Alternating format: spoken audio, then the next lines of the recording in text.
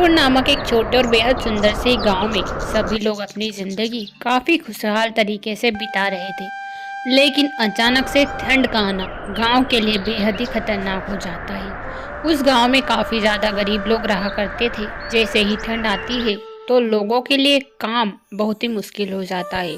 लोग मजदूरी करते थे, लेकिन घर के बाहर जाना तो उनके लिए काफी ज्यादा मुश्किल हो रहा था। देखो ना सुशीला, घर के बाहर जाते हैं तो काफ़ी ज़्यादा ठंड लगती है। धूप भी सही से नहीं निकल पाती। सुबह होते ही काम पर जाना होता है और ठंड इतनी पड़ रही है कि कुछ समझ ही नहीं आ रहा।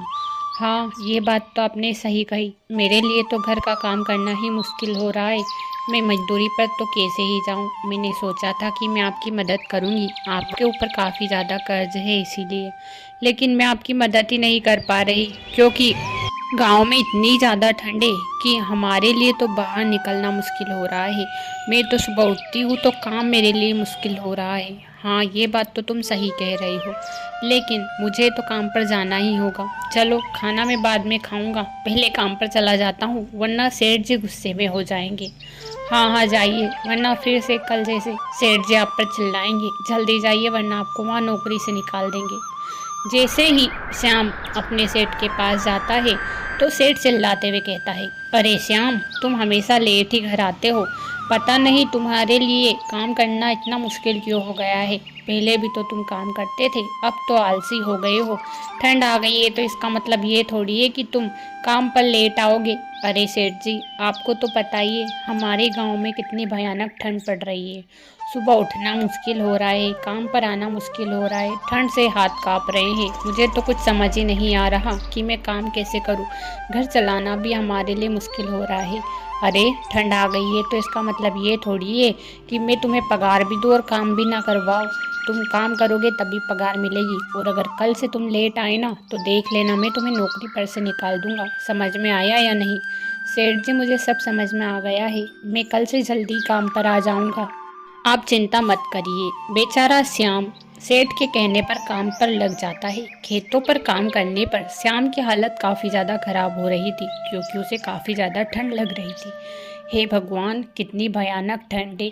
मेरे बेटे को भी कितनी ठंड लगती होगी, लेकिन वह तो मुझसे कभी नहीं कहता कि पापा मुझे स्वेटर दिला दो। लेकिन इस बार तो कुछ भी हो जाए, कर्ज चुकता करने के बाद मेरे बेटे को स्वेटर ही दिलाऊंगा। भले मैं स्वेटर नहीं पहनूंगा, लेकिन मेरे बेटे को तो स्वेटर दिलाना ज़रूरी ही है, क्योंकि इतनी ठंड पड़ रही है। उसमें सभी बच्चों के पास स्वेटर होती है। सभी तरह तरह की स्वेटर पहनते हैं, जिससे ठंड का बचाव हो जाता है। लेकिन हमारे घर पर तो कर्ज ही इतना है कि हम कपड़े ही सही से खरीद नहीं पाते, तो स्वेटर मेरे बेटे के लिए कैसे ही लाऊंगा। लेकिन आज सेठ जी से कह दूंगा कि वह मेरे बेटे के लिए कंबल दे दे, ताकि मैं उसे रजाई में सुला सकूं। शाम को जैसे ही शाम सेठ के पास जाता है तो कहता है, सेठ जी, आपका जो बेटा मोनू है ना, उसके तो कई पुराने कपड़े होंगे। वह कपड़े आप मुझे दे दीजिए, ताकि मैं अपने बेटे को वहाँ दे दूँ और वहाँ ठंड से बच सके। आपको तो पता ही है कि ठंड कितनी खतरनाक हो गई है। मेरे बेटे के लिए तो हर दिन निकालना मुश्किल हो रहा है, लेकिन वह मुझसे कुछ नहीं कहता, क्योंकि उसे लगता है कि पापा के पास पैसे ही नहीं है। और आपको तो पता ही, मेरे ऊपर पहले से ही इतना कर्ज है, वहाँ चुकता करने में लगा हूँ, इसीलिए मैं काम कर रहा हूँ। तो सेठ जी, आप पुराने कपड़े दे दीजिए ना। अरे भिख मंगे हो तुम एक नंबर के। खुद कमाकर अपने बेटे को कुछ नहीं दे सकते और मुझसे मांगने के लिए आ गई। काम तो करते नहीं और तुम्हें कपड़े दे दूँ? मेरे बेटे के कपड़े इस लायक नहीं है कि मैं तुम्हारे बेटे को दूँ। मेरे बेटे तुम्हारे बेटे के लिए नहीं है। मेरा बेटा पहनेगा, वहाँ तरह तरह के कपड़े पहनता है, और उसे पता चलेगा ना कि मैंने तुम्हारे बेटे को दे दिया, तो वहाँ तो गुस्सा ही हो जाएगा। मैं नहीं दे सकता। समझ में आया न या नहीं?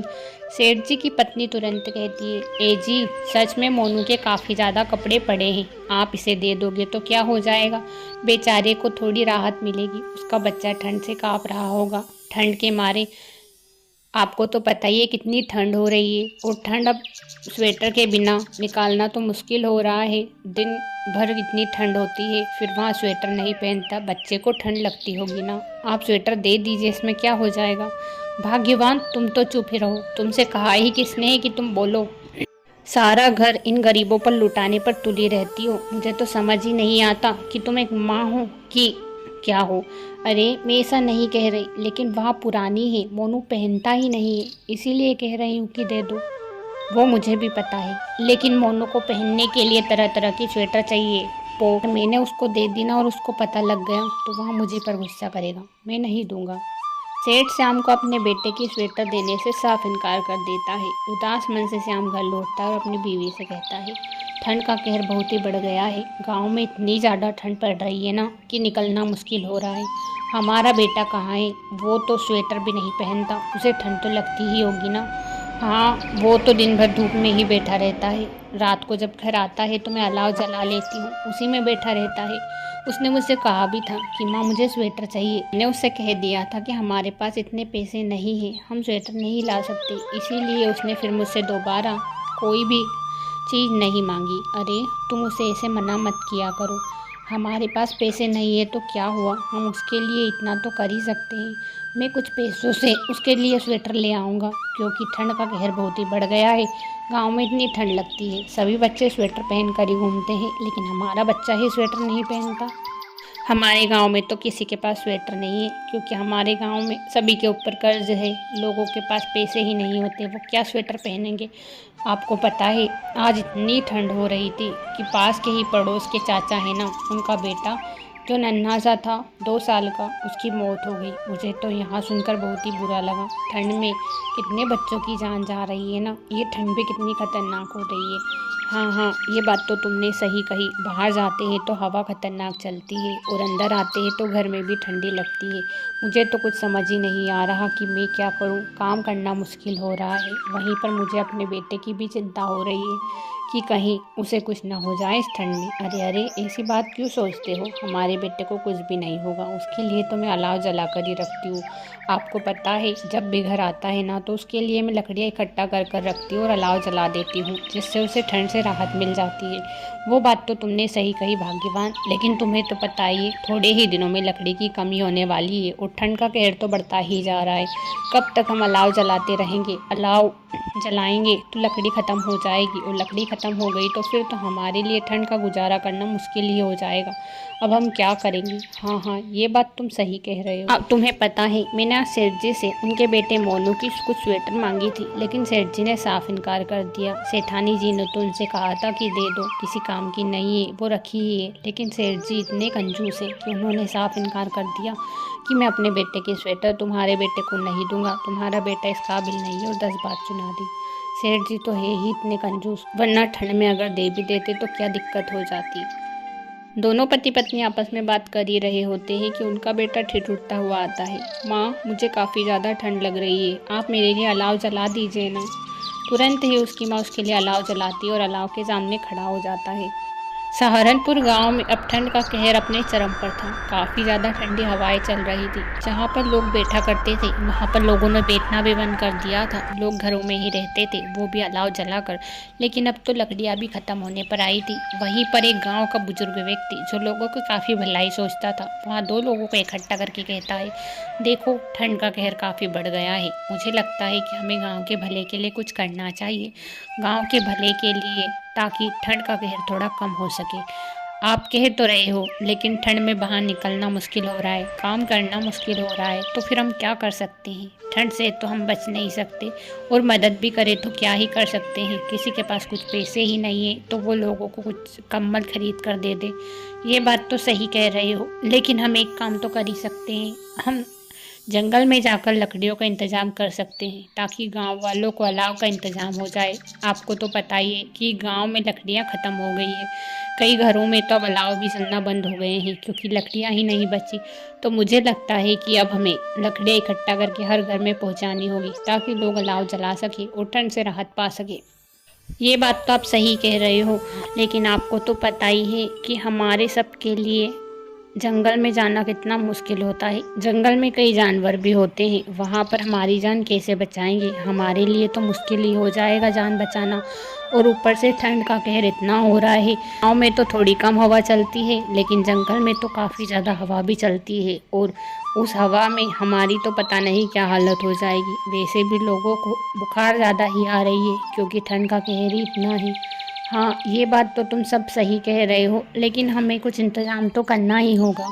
ठंड से लड़ने के लिए हम सबको मिलजुल कर रहना होगा। अगर हमने किसी की मदद नहीं की तो फिर ये कहर सारे गांव वालों को खा जाएगा। ठंड का कहर इतना खतरनाक है कि यहाँ गांव वालों को खा कर ही रहेगा। हाँ हाँ, तुम सही कह रहे हो। मुझे भी यही लगता है कि हमें गांव वालों की मदद करनी चाहिए। अगर हमने गांव की मदद नहीं की तो हमारा गांव कौन बचाएगा। सारे लोग लकड़ियाँ इकट्ठा कर लेते हैं और घर घर पहुंचाते हैं, जिससे सारे गांव वाले अलाव जलाने लगते। अरे भला हो उन बुजुर्ग का जिसने हमारे बारे में इतना सोचा। भला कौन इस ठंड में किसी के बारे में इतना सोचता है। सभी लोग अलाव जलाने लगते हैं और ठंड का कहर थोड़ा कम करने की कोशिश करते हैं। ऐसे ही कुछ समय बीतता चला जाता है और ठंड का कहर थोड़ा कम हो जाता है। इसी तरह गांव के लोग मिलजुल कर रहते थे ताकि वहां ठंड से राहत पा सके। ऐसे ही उस गांव के लोगों में एकता थी और एकता की वजह से ही वहां ठंड के कहर से बच पाए। रौनकपुर नामक एक छोटे और बेहद सुंदर से गांव में शिव अपनी पत्नी मीना के साथ रहा करता था। शिव की पत्नी मीना बेहद ही समझदार थी और सारे घर का काम खुद ही संभाल लेती थी। वहीं पर शिव हर रोज सुबह होते ही सेठ के यहाँ पर काम के लिए निकल जाता था। एक दिन सुबह सुबह मीना कहती है, ए जी सुनिए ना, घर में इतना खर्चा बढ़ गया है, ऊपर से आपके सेठ जी सही से पगार भी नहीं देते। आप उनसे कहिए ना कि हमारी पगार बढ़ा दे। अगर वो हमारी पगार बढ़ा देंगे तो घर का खर्चा भी अच्छा चलेगा और चिंटू की पढ़ाई भी हो जाएगी। वैसे भी चिंटू 5 साल का हो गया है, अब हमें उसे स्कूल में भर्ती करवाना ही होगा। हाँ मीना, ये बात तो तुम बिल्कुल सही कह रही हो। मैंने कई दिनों से सोचा था कि मैं सेठ जी से जाकर कहूँगा कि वो मेरी पगार बढ़ा दे ताकि मैं चिंटू की पढ़ाई भी करवा सकूं और अच्छा घर भी बनवा सकूं। देखो ना हमारा घर, इसमें हर जगह छेद है, इसकी वजह से बारिश में पानी भी आता है। अभी बारिश आने ही वाली है, फिर हमें फिर से उसी समस्या का सामना करना पड़ेगा। मैं आज ही सेठ जी से बात करूंगा। हाँ जी, आपको जल्दी ही सेठ जी से बात करनी चाहिए। वो फिर क्या करे, उसी के हिसाब से आपको काम करना होगा। अगर वो आपकी पगार नहीं बढ़ाते तो आपको उस काम से निकल जाना है ताकि हम दूसरा कोई काम कर सके और उससे हमारा घर चला सके। मीना तुम बिल्कुल सही कह रही हो, मुझे भी यही लगता है, क्योंकि अगर मैंने ऐसा नहीं किया तो हमारा घर आगे ही नहीं बढ़ पाएगा। वैसे भी सेठ जी बहुत ही कम पगार देते हैं, इस पगार से तो कुछ हो ही नहीं पाता। अब क्या था, शिव अपने सेठ के पास जाता है और पगार बढ़ाने की बात करते हुए कहता है, सेठ जी मेरे घर का खर्चा सही से नहीं चल पा रहे हैं। मैं चाहता हूँ कि आप मेरी पगार बढ़ा दो। मेरा बेटा भी अब बड़ा हो गया है, मैं उसकी पढ़ाई करवाना चाहता हूँ। उसे स्कूल में भर्ती करूँगा तो उसके स्कूल में खर्चा भी लगेगा, इसीलिए आप मेरी पगार बढ़ा दीजिए। तुम क्या कह रहे हो ये? तुम्हें पता है ना, तुम्हारी पगार जो है वही मिलेगी। और हाँ, तुम काम चोर हो इतने बड़े, तो तुमने कैसे सोच लिया कि मैं तुम्हारी पगार बढ़ा दूंगा? मैंने अभी तक किसी की पगार नहीं बढ़ाई है और ना ही तुम्हारी पगार बढ़ाऊंगा। वैसे भी तुम्हारा घर मेरे घर से ही चल रहा है, वरना पता नहीं कब से तुम रोड पर आ जाते। इस बात का एहसान तुम मान ही नहीं रहे हो, बस पगार बढ़ाने की बात कर रहे हो। सेठ जी, मैं अपने बेटे के भविष्य के लिए ही तो चिंता कर रहा हूँ ना। जिस तरह मैं नहीं पढ़ा, मैं नहीं चाहता कि मेरा बेटा भी ऐसा ही रहे। प्लीज़ आप मेरी पगार कैसे भी बढ़ा दीजिए ना। सेठ उसे डांटते हुए कहता है, एक बार में तुम्हें समझ नहीं आता क्या शिव? हमेशा एक ही बात की रट लगाए रहते हो, काम धाम तो सही से करते नहीं, बस पगार बढ़ा दो पगार बढ़ा दो, यही काम है तुम्हारे पास। मैं तुम्हारी पगार अब नहीं बढ़ाऊंगा, निकल जाओ यहाँ से। शिव वहाँ से चला जाता और अपनी पत्नी से कहता है, सेठ जी मेरी पगार नहीं बढ़ा रहे हैं, मैं अब क्या करूँ? मुझे तो कुछ समझ ही नहीं आ रहा। अगर मैं उनका काम छोड़ दूँगा तो मुझे दूसरा काम भी नहीं मिलेगा। मैं क्या करूँ मीना? आप चिंता क्यों करते हो जी, हम दूसरा काम खोज लेंगे। आप सेठ जी का काम छोड़ दो। मुझे पता है अगर वो काम आप छोड़ दोगे तो हम दूसरा कैसे भी काम कर लेंगे। मैं मजदूरी करने लग जाऊंगी, कुछ भी कर लेंगे, लेकिन हम सेठ के यहाँ पर अब काम नहीं करेंगे। जो सेठ हमें बिल्कुल नहीं समझ सकता, उस सेठ के यहाँ पर काम करने से तो अच्छा कि हम भूखे ही रह लें। मीना की यहाँ बात शिव को जम जाती है और वहाँ सेठ का काम धंधा छोड़ देता है। अब शिव हर जगह पर काम ढूंढ रहा था, लेकिन उसे कहीं पर भी काम न मिलने के कारण वह काफ़ी ज़्यादा चिंतित हो उठता है। वह अपनी पत्नी से कहता है, मीना, ये मैंने क्या कर दिया? सेठ के यहाँ पर काम छोड़कर शायद मैंने गलत ही किया है, क्योंकि आज मुझे कोई भी काम नहीं मिल रहा है, जिस वजह से मैं काफ़ी ज़्यादा चिंतित और परेशान हूँ। तुम्हें पता है मीना, अब हम घर का खर्चा कैसे चला पाएंगे? 2 वक्त की रोटी भी नहीं है हमारे पास। अब क्या करेंगे मीना हम? मुझे तो कुछ समझ नहीं आ रहा। आप चिंता क्यों करते हो जी? बनवारी लाल के पास जाइए और किराने का सामान ले आइए। मुझे विश्वास है कि बनवारी चाचा हमें किराने का सामान ज़रूर दे देंगे। मीना, तुम्हें तो पता ही है, पिछले महीने बनवारी चाचा से ही हमने किराने का सामान लिया था। मुझे नहीं लगता कि बनवारी चाचा अब हमें किराने का सामान देने वाले हैं, क्योंकि अब उनके यहाँ से अगर हमने सामान लिया तो वो पैसे ही लेंगे, उसके सिवा वो हमें कुछ भी देने को तैयार नहीं होंगे। अरे आप जाइए तो सही, हो भी तो सकता है कि बनवारी चाचा हमें पैसे दे दे, हो भी तो सकता है कि बनवारी चाचा हमारी दया ले लें। शिव अपनी पत्नी के कहने पर बनवारी के पास जाता है। बनवारी चाचा, मुझे कुछ किराने का सामान दे दीजिए।